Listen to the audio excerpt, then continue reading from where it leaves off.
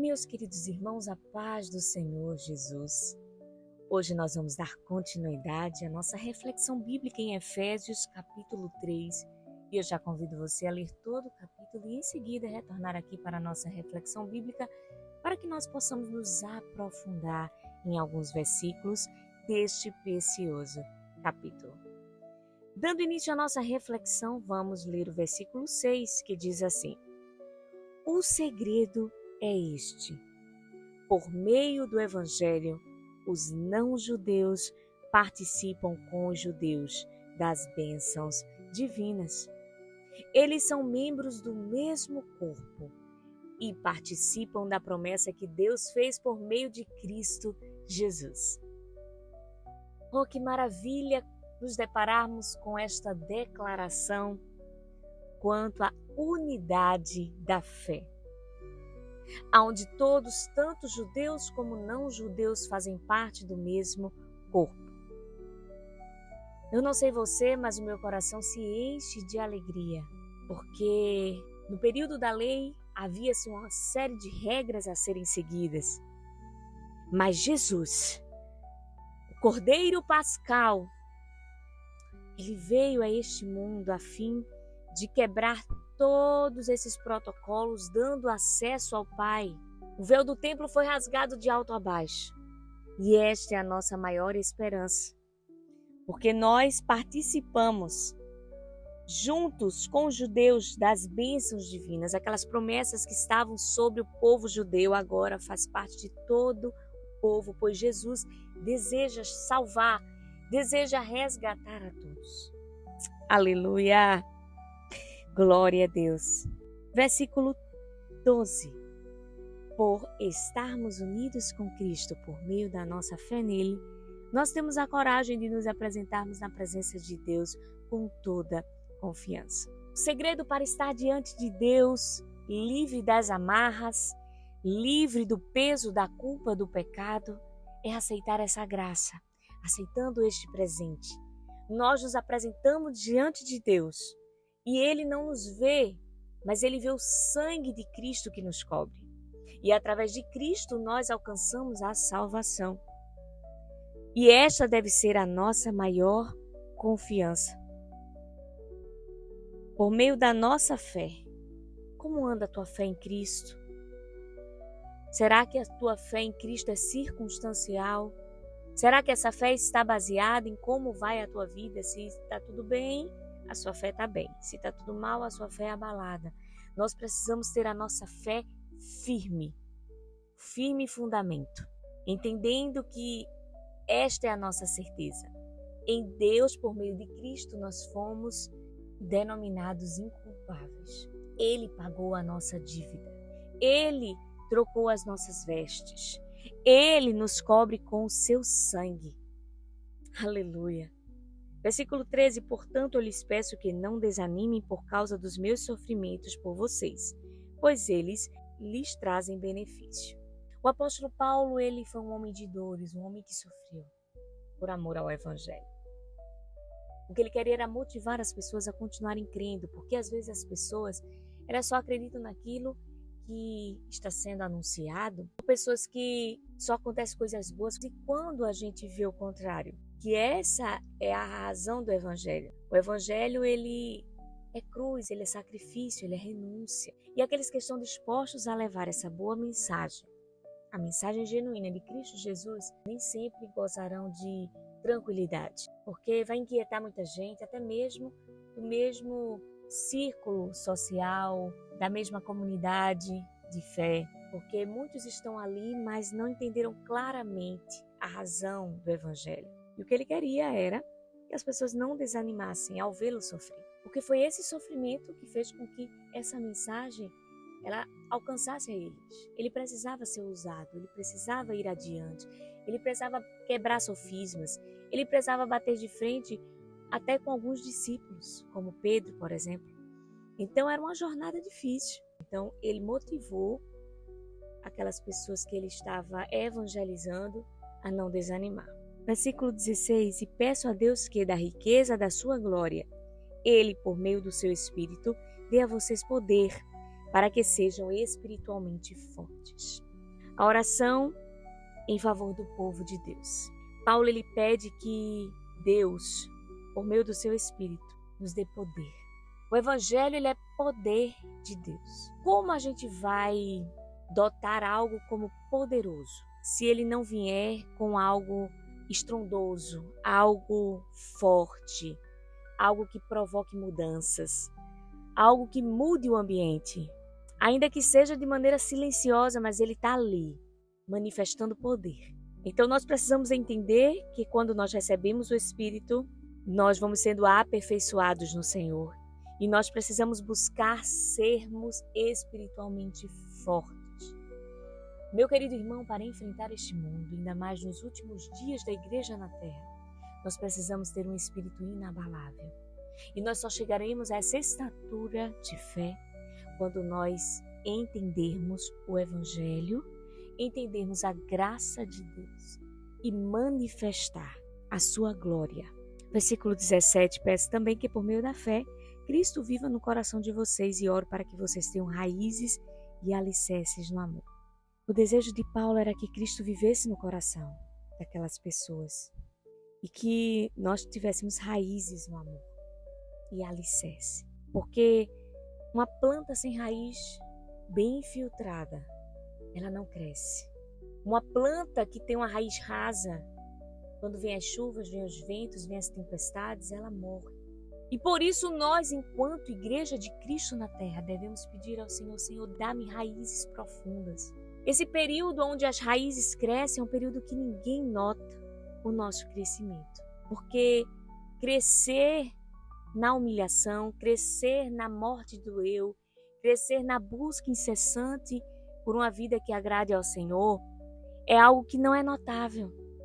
Porém, ali, naquela fase, Deus está te preparando para você crescer para fora e você se tornar visível para as pessoas. Por isso, o tempo de preparação é extremamente importante. O tempo de leitura da palavra, o tempo de consagração, o tempo da entrega, o tempo onde Deus nos esconde.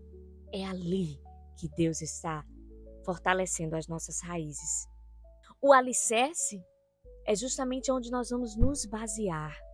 Uma casa que não tem um alicerce firme, ela não aguenta o tempo. Ela começa a ruir.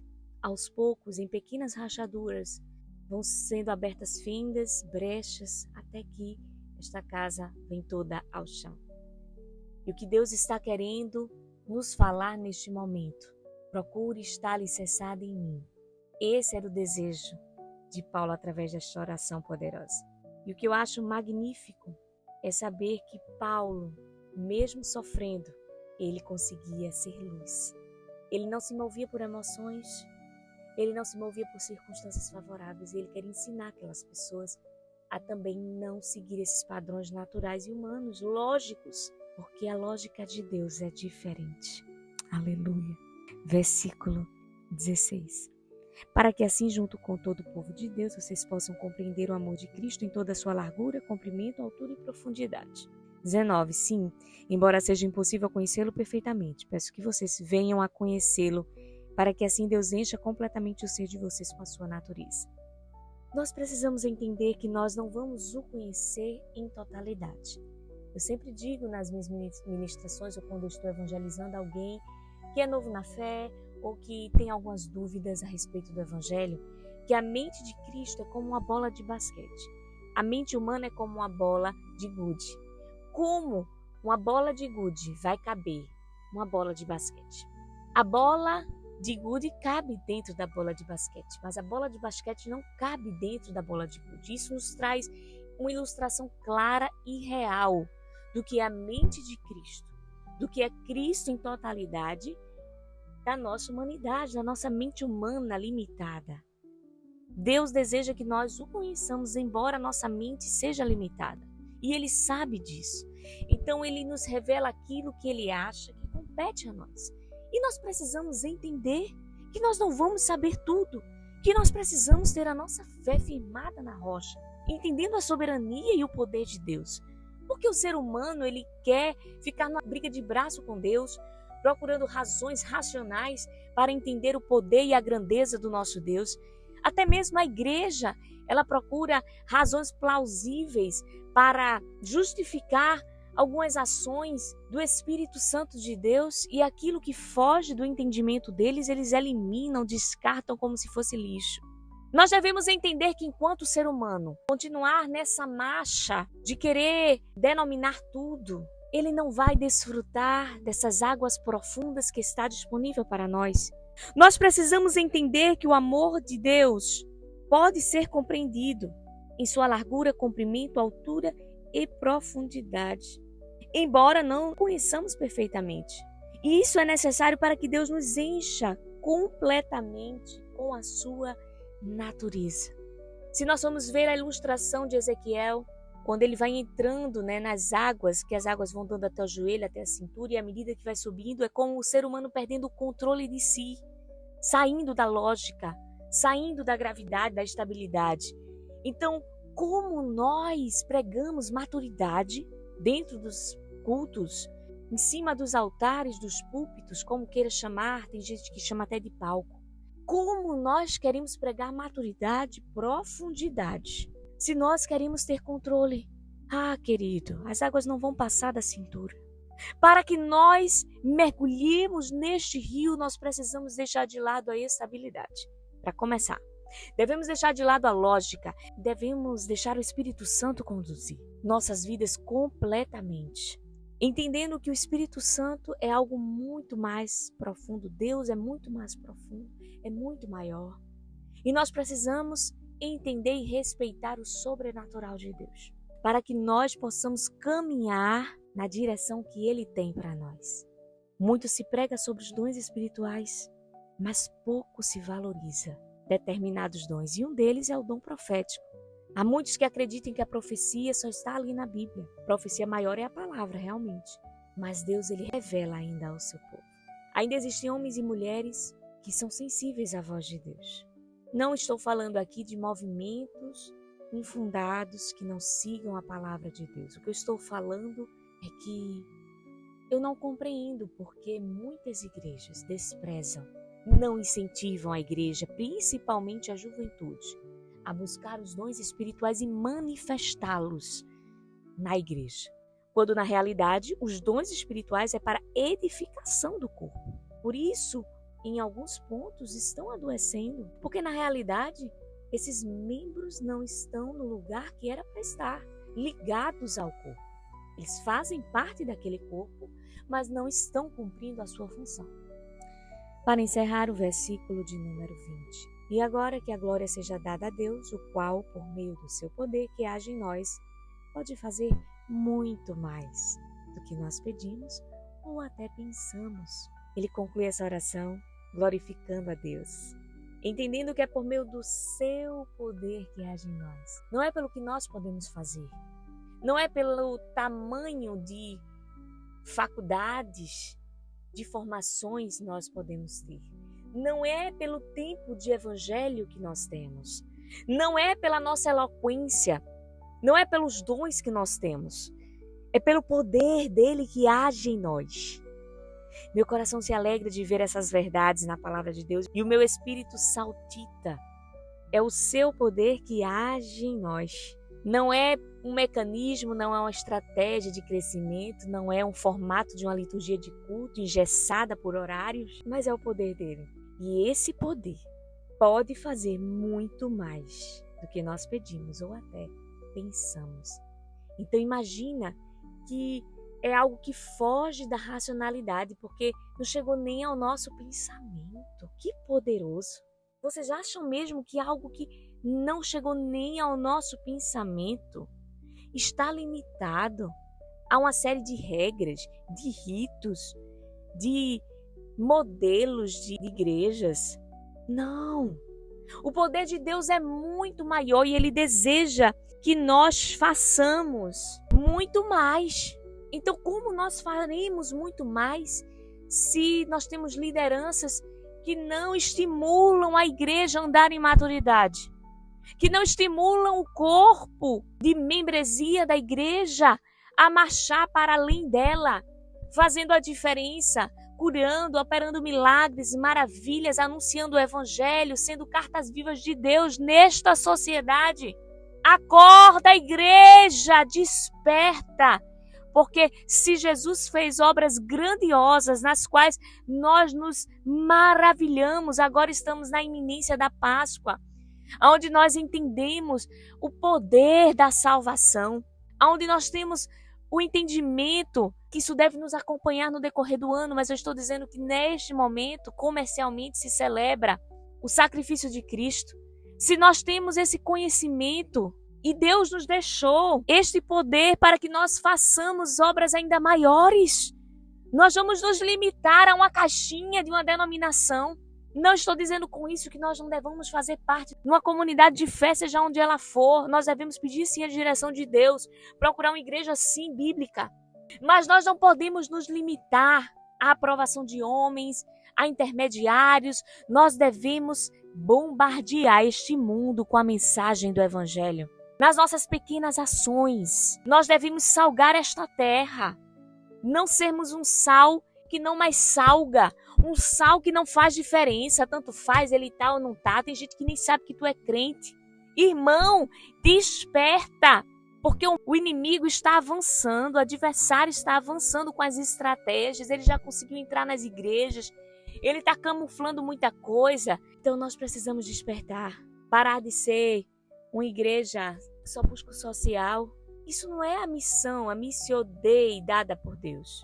A missio Dei dada por Deus não é só o social, é missão, é poder de Deus. As pessoas precisam desfrutar. Então você precisa cuidar, você precisa suprir, mas você precisa também manifestar o poder de Deus. Se vê um enfermo, orar por cura, na autoridade. Se vê alguém querendo endemoniar, expulsar demônio. Se ver alguém que está oprimido, expulsar todo o mal da vida daquela pessoa de maneira ordeira, mas embasada na palavra. E eu estou pregando a palavra. Aleluia, glória a Deus. Vamos orar, Senhor Jesus, neste momento. Pai, eu te louvo por essa reflexão bíblica, por tudo que tu tens feito em nosso meio. Ó Pai, desperta a tua igreja para entender a missão de Deus, a missão que Cristo nos deixou, de fazer obras ainda maiores do que pedimos ou pensamos.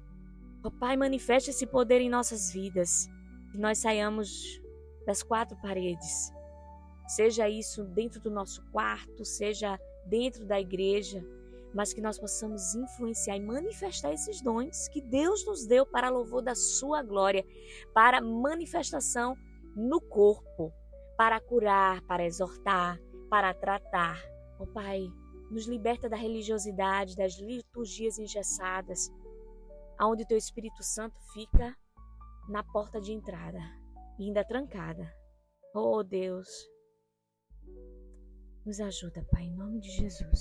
Amém, amém. Que Deus te abençoe. Se Deus assim permitir, amanhã estaremos aqui para mais uma reflexão bíblica em Efésios capítulo 4. Deus abençoe você.